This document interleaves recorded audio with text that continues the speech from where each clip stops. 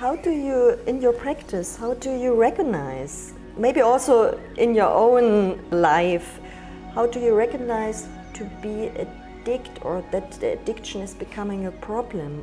What I said was, if a patient cannot go one day without a hit, without a bottle of wine or a glass of whiskey or something, if they're dependent every day on something, that is the basic line of addiction. And a lot of people don't realize that. They go, oh, well, I just go out to the bar and drink with the boys in the evening, or you know, I sit with my friends and we have wine and so on. And they don't realize that this behavior in itself can become addictive. You know, you don't just necessarily need to be a drunken black leather lying at Court Bassetor, sort of comatose outside the U-Bahn. But it can be something that can start off just in what we call social drinking, or drinking after a football game, or you know, after a gathering of friends and so on. If that becomes constant and daily, then that is addictive. And sometimes we don't even recognize it in our patients until they bring it up, or we see signs of it, either someone being a bit disoriented, or obviously with alcohol smelling a little bit of drink. Even if they drank 2 days previously, if they're drinking a lot, you can smell it. And definitely when you give Shiatsu, it kind of comes through the pores of the skin, so you're made very aware of it. Or with hardline drugs, you can just tell in their behavior patterns, and in the focus or lack of focus in the eyes, and some of the terminology they use, of if they come in sort of floating and high.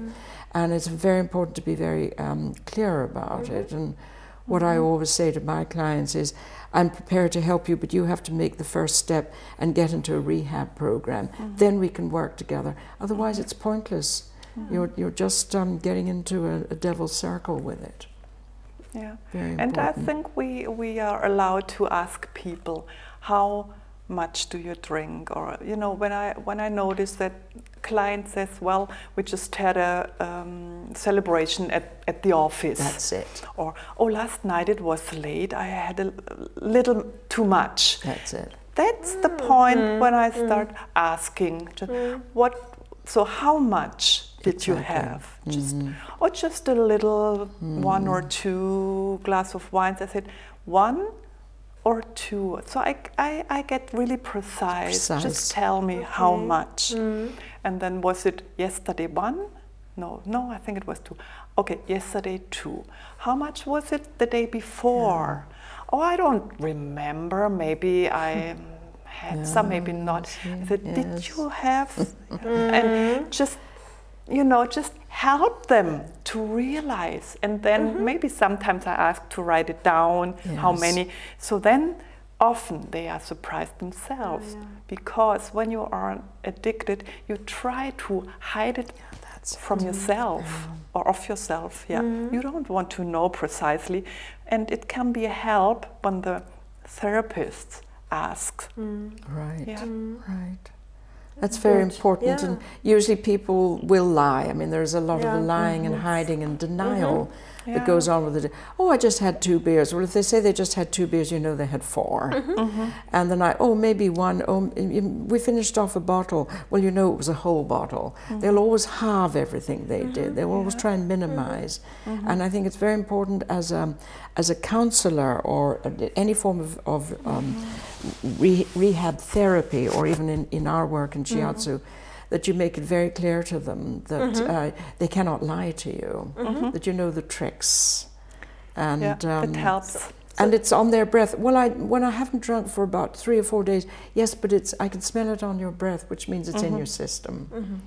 Do you know? And it's very important not to do it in a judgmental way, but to be extremely clear and very, very open and direct. If they want to quit, and a lot of people don't want to quit. They don't say, oh, I can control it, I can stop tomorrow. These are very common. And it's international. I mean, people are saying the same thing in every language, you know, whether it's English or German or French or Italian. So, I can stop, you know. Oh, yes, it's not, no, it doesn't control me. I just have 2 beers a day.